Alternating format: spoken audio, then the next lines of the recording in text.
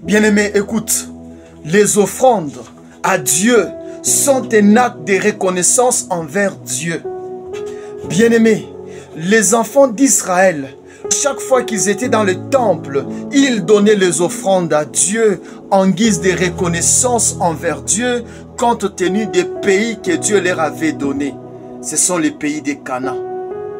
Bien-aimé, lorsque les enfants d'Israël donnaient ces offrandes à Dieu dans le temple, Dieu donnait le droit aux serviteurs du temple à 100% sur ces offrandes.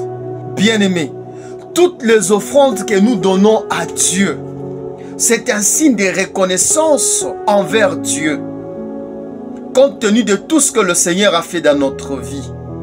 Et nous savons que ce que le Seigneur fait dans notre vie est plus grand que nos actes de reconnaissance. Il n'y aura aucun acte de reconnaissance ou aucune offrande qui couvrira le bienfait de Dieu, raison pour laquelle nous sommes obligés de donner l'offrande régulièrement.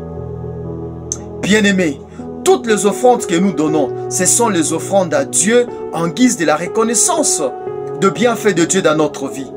Et Dieu donne le monopole de toutes ces offrandes à ses serviteurs, les souverains sacrificateurs.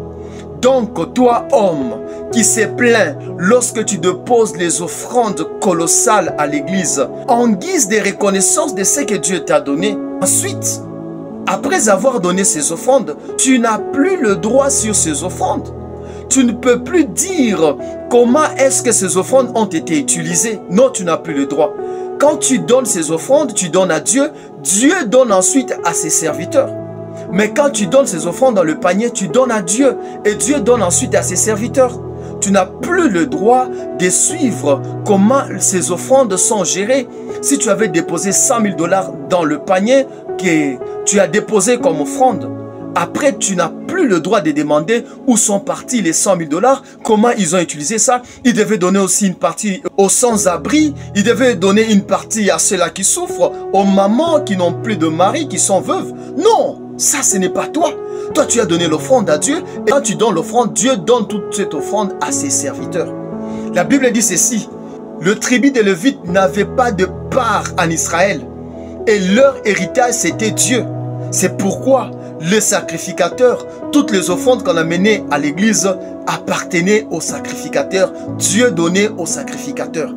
Alors vous qui avez des paroles mauvaises envers le sacrificateur de Dieu parce que tu as donné une somme colossale de l'offrande, tu es en train de pécher contre Dieu. Ces gens-là sont innocents. Laisse-les utiliser l'argent comme ils veulent. Parce que c'est l'offrande que Dieu leur a donnée. Toi, tu donnes l'offrande à Dieu. Dieu ensuite leur a donné. Bien-aimé, écoute. Lorsque Ophni et Phiné prenaient les offrandes de Dieu comme ils veulent, Dieu avait frappé Ophni et Phiné de la mort. Mais Dieu n'avait pas frappé ceux-là qui déposaient les offrandes. Il avait frappé ceux-là qui utilisaient mal les offrandes. Donc tu n'as pas le droit de juger le serviteur de Dieu qui mange les offrandes que toi tu déposes et tu déposes à Dieu. Tu n'as pas le droit de les juger. Bien-aimé, l'Holocauste c'est quoi? L'Holocauste, c'est un sacrifice entièrement dédié à Dieu. Dans le temps, prenez une brebis, on prenait un animal, on l'immolait, on le mettait sur un autel. On devait le brûler entièrement et là, le sacrificateur ne pouvait rien prendre. C'était totalement au Seigneur. Bien-aimé, l'Holocauste d'aujourd'hui, c'est ta prière. La prière que tu adresses à Dieu, elle est totalement à Dieu. Et Dieu garde ça pour lui. C'est un holocauste. Mais non, que fait le sacrificateur à l'holocauste? Le sacrificateur, lorsqu'il y a l'holocauste, il prend la victime, il les met sur l'autel et il brûle. Aujourd'hui, les sacrificateurs, qu'est-ce qu'il fait avec l'holocauste lorsque tu veux prier? Il est là pour t'amener en prière par la modération, l'enseignement ou la prédication. C'est ce qu'il fait. Mais la prière, elle est dédiée à Dieu et Dieu garde ça pour lui. C'est l'holocauste à Dieu. Le temps que tu donnes à Dieu, à écouter la parole de Dieu, c'est un holocauste. C'est le temps de Dieu. N'associe jamais le temps de Dieu avec autre chose. C'est l'holocauste. Si tu prends l'holocauste est entièrement dédié à Dieu. C'est un animal qu'on a brûlé totalement sur l'autel. Bien-aimé, Respectez le temps de la prière. Parce que c'est le seul holocauste que tu as donné au Seigneur. Aujourd'hui, tu ne peux pas donner un animal. Aujourd'hui, tu ne peux pas donner une brebis. Tu ne peux pas donner un chevreau. Respectez le temps de prière. Respectez le temps de la parole. C'est un holocauste que tu donnes à Dieu. C'est toi qui es de Dieu totalement au Seigneur. Ta prière est un holocauste au Seigneur. Bien-aimé, n'oublie jamais les offrandes.